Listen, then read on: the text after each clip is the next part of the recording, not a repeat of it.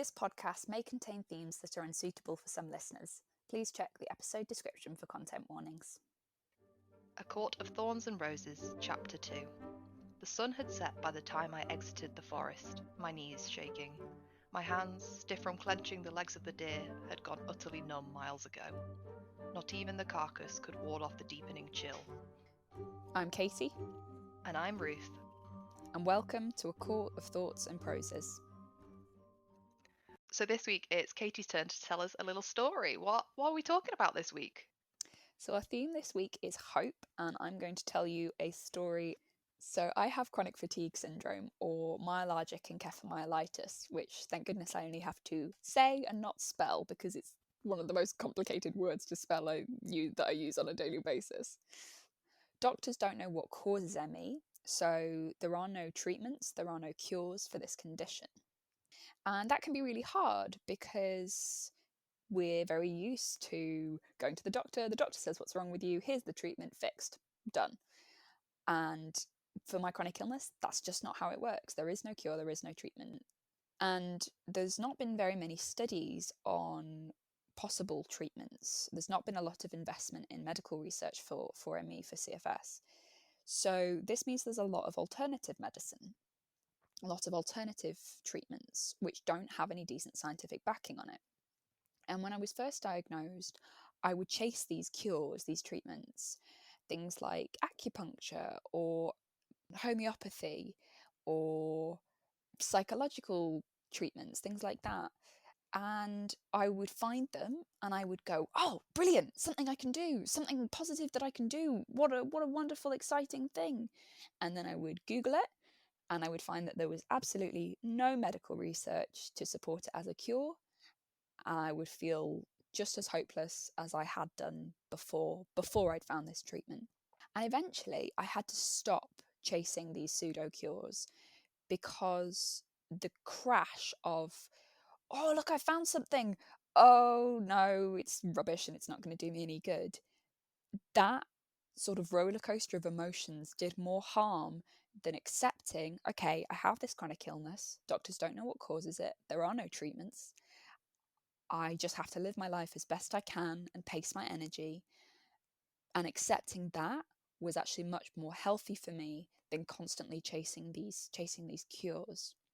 So the question I want us to think about today while we're reading chapter 2 is hope always good, or can hope be delusional? Can hope do more harm than good? It's a good point because I think that long-term illnesses, unless you have one, you don't understand what it's like. So I got diagnosed with anxiety a couple of years ago, and my instinct was, oh, I'm going to fix this. Therapy is going to make it okay. Medication is going to make it better, and that's not how it works. You have to accept that you have that for the rest of your life. Yeah, it's a completely different way of thinking about illness, isn't it? You don't get better. Like, you don't have a get well soon card because you're going to get better, but you're not going to be fixed, probably. And that can be difficult, and that's where hope can play an integral role in terms of you need to have hope and you need to try to get better within the boundaries, but you can't hope that you're going to be instantly fixed because that's not realistic. Yes, yeah, realistic hope. Right, well, I did my story, so it's your turn to go first for the 30-second recap. I actually can't remember what happened in this chapter. You chapter. read it today. I know. I should point out that I'm the one with short-term memory problems from my illness. Excuse you, I have dyslexia. That means I'm an old woman too. That's true. Together, we can create just enough of a recap for people to understand what's going on. Do you want me to count you in? Yes, please. 3, 2, 1, go. So Feyre returns from the forest and she sees her family and she's like, oh yeah, I'm home. Oh wait, I forgot I hate my family because my mother died and she guilt-tripped me into looking after these people that I don't really like. And she kind of talks about her family a little bit, and her dad's like, deer, and her sisters are like, deer. And then I think she says that she's going to sell the deer at the market tomorrow, and the Nesta, no, what's the name of the older sister? She was supposed to chop wood and she didn't chop wood, and now she's mad. The end.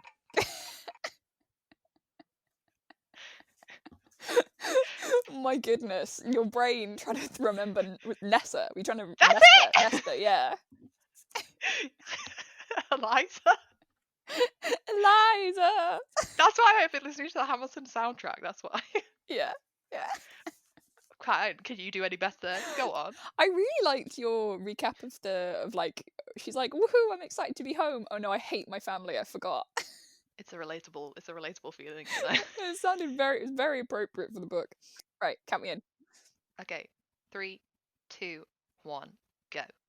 So Feyre comes home with her deer and the wolf skin, and yeah, the sisters are horrible to her, especially Nesta. Elaine's just a bit sort of stupid, but Nesta's really, really unpleasant to her. And her dad was injured when they were rich. Her dad lost all his money and was beaten up by creditors, and like his legs all smashed up. And Nesta was supposed to chop wood and didn't, so like the fire's running really low, and Feyre does all the work and skins the deer. Oh.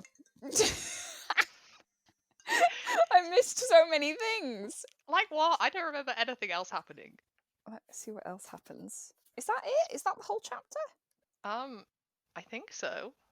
Oh, well, it's mostly just the family being horrible to each other. But Nesta's talking about, doesn't she get proposed to? Or she's going to get proposed Eliza, to. the best sister. Eliza is going to get proposed to. I suppose that's the only like other important thing that we missed. Yes. But the person that's going to propose to her is like horrible, and Feyre's like, don't get married to him. No, they're just nasty to each other. The whole chapter really is just families, sisters being absolutely awful to each other. Okay, well, as we recapped so beautifully, should we get into our theme, into hope? I hope you're ready to find out some really intellectual, fun things about this chapter, because I wrote none of them. So, when Feyre arrives home, they describe the house as a very warm place in contrast to the harsh winter of the area around them. So, you start to see the family as a hope. And when she arrives to the home, she says she smiles and she can hear her sister's voices, and it's all very happy. And then, obviously, when you meet the family, you realize that it's not actually all sunshine and rainbows. But I thought it was very interesting that her family are still her hope, even though she doesn't have the best relationships with them. She's still looking out for the best for them. Yeah, so relationships as hope, familial relationships as hope. Basically, I think as a point, it's one that she makes quite a lot in terms of romantic relationships and family relationships. Because obviously you have the relationship with Tamlin, and then the relationship with the Night Boy, and the relationship with Isaac. The Night Boy? Rhysand, I can't remember how you pronounce his How name. dare you call him Night Boy? You knew who I meant. I knew who you meant, but his name is Rice Cakes. Daddy Rice Cakes. Daddy Rice Cakes. I think for people that have a complicated relationship with their family, this kind of encapsulates it very well, because you have a good relationship with your family even if you don't like them. So there is that good aspect, and that you hope that you guys are going to get through and have a better relationship, but also it can still be bad. So you can still have hope even when it's bad. They are like, would you call this family abusive to each other? Hell yeah. Yeah. Hell yeah, abusive.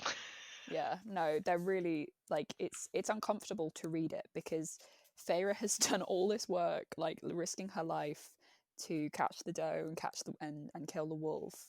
Like has nearly died tonight, and she comes home with enough food so that they don't starve, and they're just horrible to her. They're like, oh, can you chop some more wood because we couldn't be bothered today? You know, it's just absolutely no appreciation for what she's doing. But the worst person in the family is the mother by far, because she's dying and she's like, help me, Feyre, you're my only hope. And like, Feyre's her hope. But she just died and just left the youngest in charge and was like, I'm dying, but I'm going to let this small child be in charge of a fully grown adult. Ah, yes. Yeah. Okay, so I want to talk about that, because Feyre talks several times in the book about your bond is your word. In this world where your bond is your word, because they don't have gods, they don't have a justice system. If you promise that you're going to do something, you have to do it. And Feyre, aged 8, promises her mother that she will stay together and look after them, look after the older sisters and her dad. And so she says yes, and that is her bond, and that's partly why she stays with them, because she could leave, she could go off and be a hunter, or she could go to the continent and travel around, or hire herself out as a mercenary or something. I don't know, maybe not, because it's it's a sexist world, Feyre's world, and women aren't really allowed to travel and stuff. But she could leave, but because she's made this promise to her mum, she has to stay. And I was thinking about that versus hope, because a promise is a commitment. You've said, I will do this thing, whereas a hope can feel a bit, if the mother had said, oh, I hope that you'll stay together and look after her family, that's not the same. If she's promised to do it, she has to do it. But her hope was expressed through the promise, really, I'd say. Because she's hoping that they won't die, and she's using the promise to make sure that they don't die, essentially. Yeah, I suppose. Whereas I feel like using the language, if you're like, oh, I hope this happens, you don't express your deepest desires and say, oh, I hope I become TikTok famous. Which You'd is obviously say, your deepest desire. yes. You'd say, oh, I wish I'd become TikTok famous. So because it doesn't seem realistic. Okay, so you would say a wish is something outside of like the realms of possibility, whereas a hope is more realistic. Which is why I think that it applies more to this chapter, because they're in a life or death situation, I guess. At the start of the chapter, Feyre talks about how her father wasn't able to ever do much for us, apart from sell his wood carvings. Through this chapter, you discover that he's the only one in the family with hope, and the only one that thinks it's going to get better when things actually do. So what he actually does is keep the family's hope going. Whether that's useful or not, I know we could argue that. Wood carvings versus killing a wolf, 50-50. But his one use is that he kind of keeps the options. What the dad does is he kind of stops the girl's dreams from being crushed. Obviously, Feyre has no choice, and you can argue whether it's right or wrong that he protects Nesta and Elaine, but he protects them and their hope for the future. Now, see, I would say that his hope is delusional, because he doesn't, as you said, he doesn't do anything. He just sits around doing wood carvings. And he's like, one day we'll get our wealth back and everything will be wonderful. But he doesn't do anything. He doesn't do anything to make it happen. Whereas Feyre is like, right, well, if I don't do something, we're going to starve to death. I need to go hunt some deer. But, and I'm just playing devil's advocate here, he tries to get better. He does all the physio. He takes the medicine. He slowly loses hope, but he also retains hope. So he slowly gives up on himself, but also retains the hope that things are going to get better. So it's a bit of a 50-50. I'm getting mixed messages. Yeah, I would agree that he wants the girls not to give up on their dreams. I think that's definitely right. And hope shows up in the chapter when Nesta tells the members of the family that she's going to get this proposal, which is hilariously from a woodcutter's son. And Feyre's like, you don't want to chop wood, but you're going to marry a woodcutter's son, which I just thought was an excellent burn. And the dad says, we need hope as much as we need bread and meat. Let her keep this hope. Let her imagine a better life. Because Feyre's like, you absolutely shouldn't marry that man. That's absurd.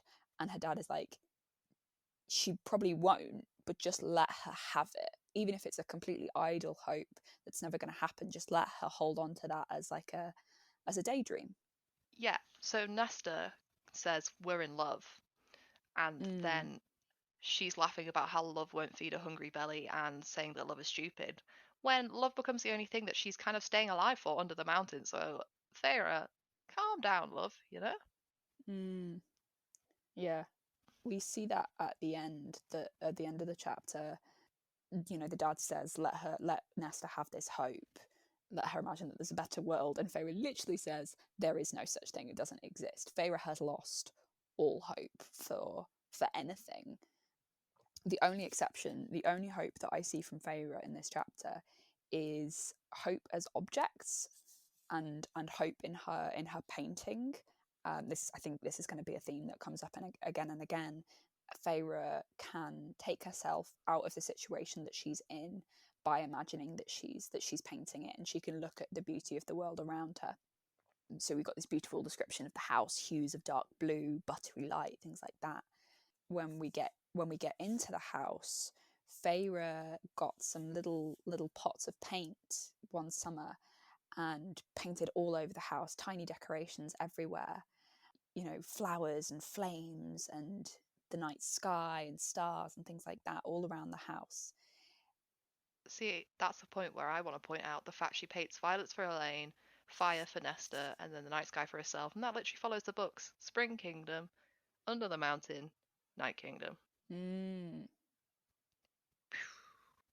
I love that because we've read the later books, we can see like a tiny bit of foreshadowing here, because the night sky is painted on as a chest of drawers.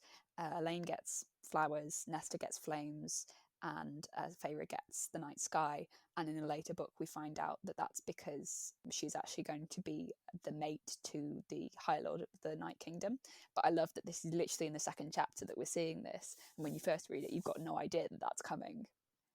So she's painted all these things around the house, but they're crumbling because the paint's very poor quality. And she's obsessed with her paintings having longevity. She really wants to have an impact, and she wants the paintings to exist for past her own lifetime. So she's looking at the foxglove painting on the edge of her table, and it's already crumbling. And I think that really upsets her, because she's like, my life will have no meaning, and even these tiny little rubbishy paintings that I've done in my house, even they won't last. And it's a shame, because that's her only source of hope, and even that's not long lasting. It's still, crumbling into bits of paint dust. I have the point about that she becomes a hope when she looks to her father and says there is no such thing as hope, but she becomes a hope literally for the entire Spring Kingdom, and they're the only hope that she's the only hope that they could break the curse. So she says hope doesn't exist, but she becomes a hope, literally inspires hope. Yeah, she doesn't have any, but she can still be a vessel for it. She's like a cup full of hope. Or what's those camel things with like the stoppers on? A camel thing? Like a water A sack bottle? of water. Yeah, like a sack of hope. That was weird. That was not as easy as the last one. Oh, that was really hard, and I feel like it was really depressing too. What, more depressing than desperation? For some reason, yes. Are you sure that's not the mood that we're in? Maybe. Right, so our deep reading practice for this week is Florilegium again, which, as we explained last week, is a practice where you connect little sparklets of text together and see if you can derive new meaning from them. So, Ruth, what is your sparklet? My sparklet is the Sagging Dresser. Ooh, okay. Because I just love the word sagging. Yeah, that's fair. It's like sad, so it's sagging, and I feel like Feyre and her entire family are at that point, and the dresser just depicts how they're feeling. It depicts how I'm feeling right now, to be honest. So it's like bowing under the weight of their misery. Hell yeah. Nice, cheerful. Okay, well, mine is similar. Mine's got a word that I really like in, which is brace of rabbits. Oh, geez, okay. And I think a brace is like several rabbits in like a handful. Okay. I think, but I just thought a brace of rabbits sounded lovely. I'm imagining someone with braces, but little rabbits glued onto the braces. Little rabbit stickers on each tooth. I was imagining real life rabbits, but stickers makes more sense. Sorry, yes, miniature rabbits inside your mouth. That's horrific. It's not gonna work, man. I don't know how we're gonna do this. It'll work. We'll get something interesting from it. A brace of rabbits, the Sagging Dresser. See, I have no clue. It's not gonna work. Just give it a second. The Sagging Dresser, a brace of rabbits. They're all stuff that reminds you of home. Like a brace kind of sounds like a family. Sort of homey and warm. Yeah, and a sagging dresser feels like something that's been well loved and well used, like in a home. Yeah. I'm thinking of Peter Rabbit, because rabbits. And I mean, kind of what we talked about last week with the hunting. Like, Peter Rabbit is the protagonist, but he's stealing food from Farmer McGregor, or whatever he's called, Mr. McGregor. And it's like, who's the good guy and who's the bad guy? The Sagging Dresser, that's the good guy. But I feel like it's similar to Feyre, you know, she's killed a deer and then she's killed a wolf that we know was actually a fairy. So she's the bad guy, but then she's bringing it home so that her family don't die. You know, because literally without this food, they would starve to death. They're already starving, and this is what keeps them alive long enough to last the winter. So yeah, like who's the good guy, who's the bad guy? Everything's sort of in the middle. Everything's sort of shades of grey. I think it shows the two most things that are important to her at the minute. Mm. The brace of rabbits, because that's food, Mm. and then the sagging dresser, because that's the one she paints the little stars and the violets on, and it shows that her connection to family and art and that kind of thing. So there's the only two things she has to be hopeful of at the minute. Yes, her skill with hunting and her painting, and that's it. I like that. And you said we wouldn't get anything out of it. I did nothing. Oh, ye of little faith. Okay, I'm going to switch them round. We may get nothing, but I'm going to switch them around to see if anything new comes up to us. A brace of rabbits, the sagging dresser. I've got something, but it's really silly. What? Okay, the sagging dresser, instead of a piece of furniture, I'm thinking about like a dresser as in someone who dresses you, like a servant. I've been imagining that this entire time.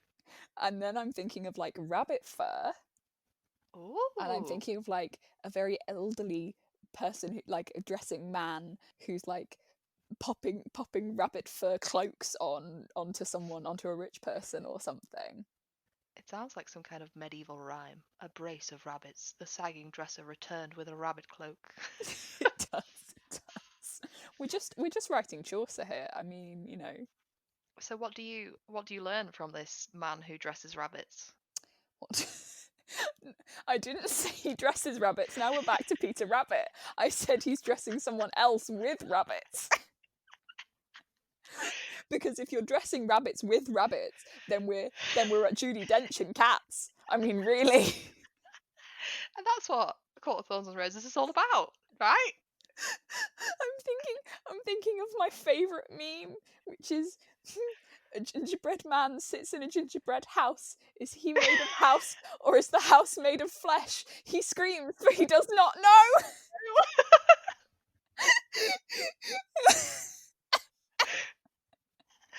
I don't know why it's my favourite meme, but it just is. And now I'm thinking of a rabbit made of rabbit. Well, if you think about it, in theory, right? So, because Feyre skinned the wolf Yes. and sold the fur could make its way to the Spring Court, and then Tamlin could wear it. So he could literally wear his own people as an outfit and do the same thing. Oh, that's horrific. He could, but I really don't like that as an idea. That would. makes me really feel icky. He is icky. You should feel that way. Yeah. Oh. Okay, I think that's enough of that.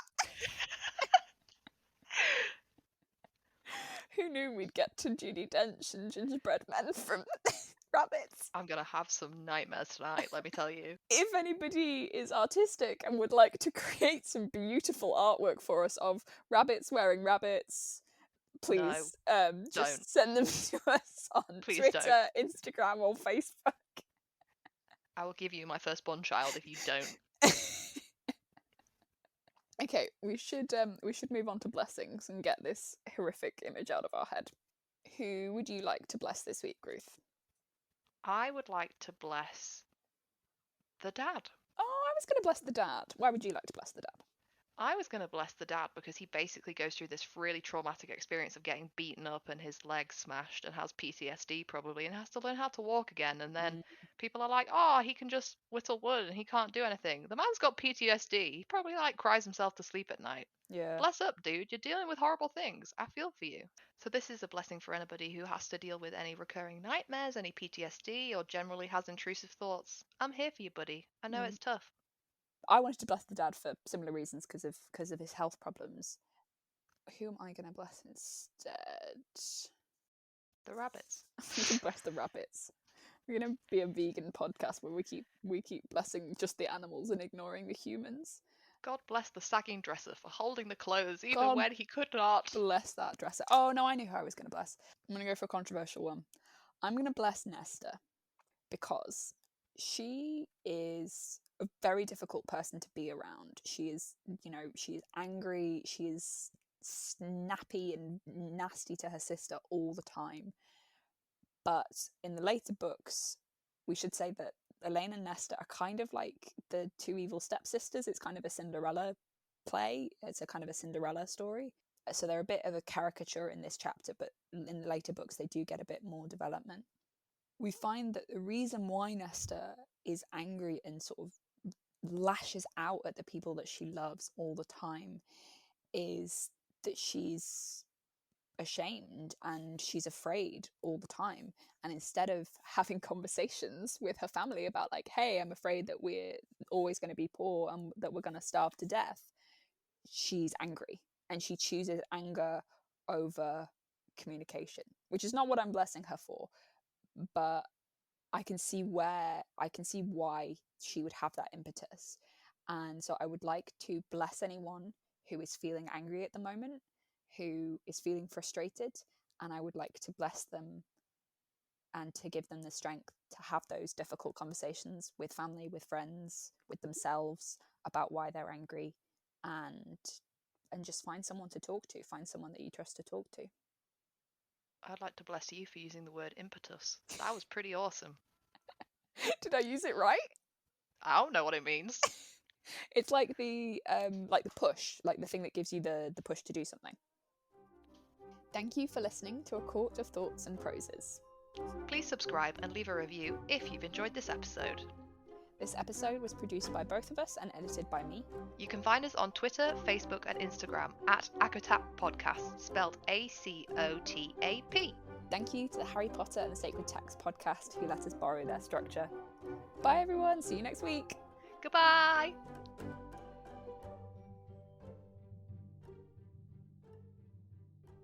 Do you have any closing thoughts before we finish up?